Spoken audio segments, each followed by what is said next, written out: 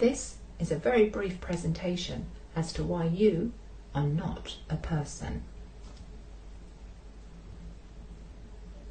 To understand how it all works, you first need to understand how contracts work. So a living man or a living woman can contract with another living man or a living woman. A corporation can contract with another corporation. A corporation cannot contract with a living man or a living woman, or vice versa. The government, which is formed of the Crown, the UK, the City of London, the police, social services, they're all profit-making corporations. So how is this corporation telling living men and women what to do? The way they do it is they set up what's called a legal fiction. So when you were born, unbeknownst to your parents, they registered your birth. So Joanne of the family Bloggs, who is the living woman or living baby at that time, became Miss Joanne Bloggs, surname in capitals, a corporation. That is a person. In 1862, the definition of person was changed to mean corporation. It's part of the legalese trickery. So now, the government, the corporation, can now contract with the legal fiction corporation of Joanne Bloggs, in capitals, the person. If you look at letters, fines, etc. that come through the post, you'll see there'll be different variants, but some or all of your name will be in capitals. Those are the various corporations that are set up in your name in order for the government to contract with you. So in order to contract with you, they impose rules, licenses, fines, bills, taxes, regulations. They are all contracts between the corporation of the government and the corporation of your legal fiction. For a contract to be valid, there are certain rules that need to be abided by. Firstly, the parties must be competent to contract, so they must be of the age of consent, they must be mentally able, and they must be free to contract between legal or lawful entities. There must be free and genuine consent. So that consent has not been obtained by fraud, deceit, coercion or mistake. There must be full disclosure, providing all material information that may influence the decision on both parties' behalves. There must be valuable consideration, so something of value needs to exchange between both parties. There needs to be certainty of terms. Those terms and conditions are fixed and they're unable to be changed without agreement. There must be a meeting of minds. So when those parties recognise and comprehend their obligations. There must be signatures or autographs in wet ink as recorded evidence of reciprocal consent. If the contract is between a living man or a living woman and another living man or living woman, then it's an autograph. If a person is signing on behalf of their legal fiction, it's a signature. And there must be privity of contract, so that contract cannot be sold on to a third party. So there you have it. You, as the living soul, are not your legal fiction. You are not a person. However, you act on behalf of your legal fiction. So you choose what contracts you want to enter into.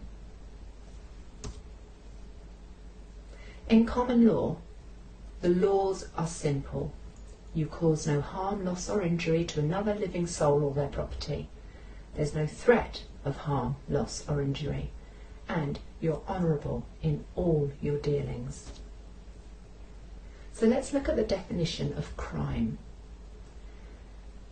It is defined as an act committed in violation of a law.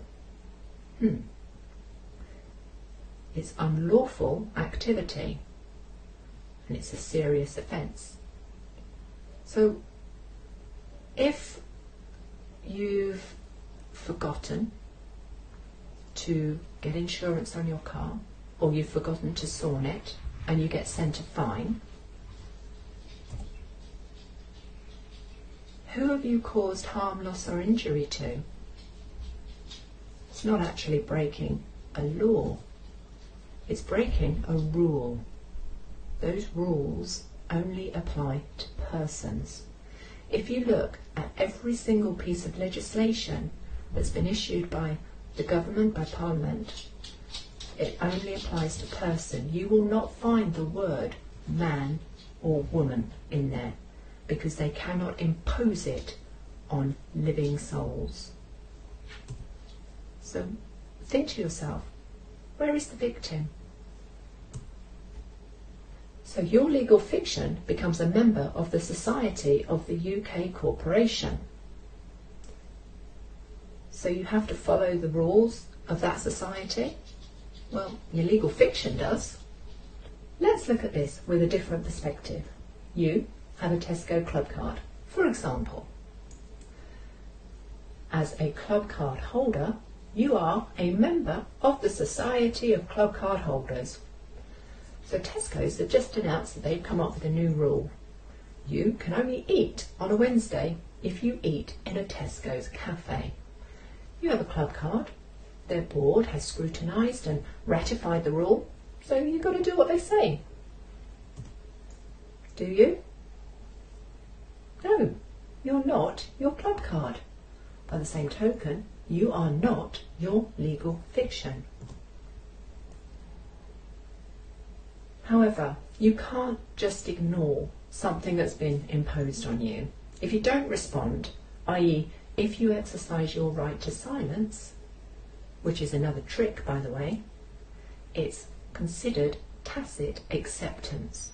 You must rebut. You have to state that what they're saying is not true.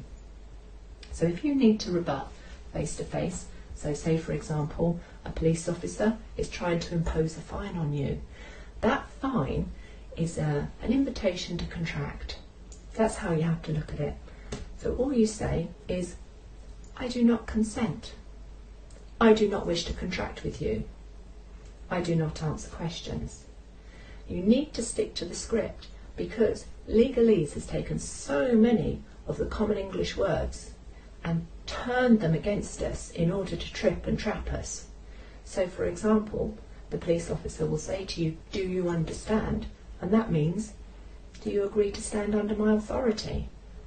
You would think to yourself, yeah, I understand what you're saying. And so you say, yes. You've just contracted. You've just done what's called create joinder. You don't want to do that. So stick to the script. I do not consent. I do not wish to contract with you. I do not answer questions. That is your rebuttal, face to face. If you get something in the post, again, you need to rebut it. Do it in writing. Respond within 3 days. And you can rebut with conditional acceptance, which pretty much says, okay, you want to fine me £90 for parking in the wrong place. Prove to me that we had a contract, that I agreed to the terms of that contract. Prove to me that me, as a living man or a living woman, am liable, because actually they're fining your legal fiction, not you.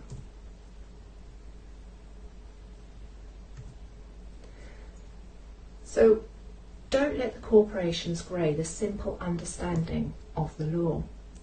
Everything other than common law is contract. Of course, if you do actually break a law and create a victim, so you do cause harm, loss or injury or threat to another living man or woman, then you are breaking the law, and they are able to deal with you in that way.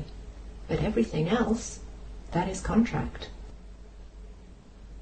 Thank you for listening.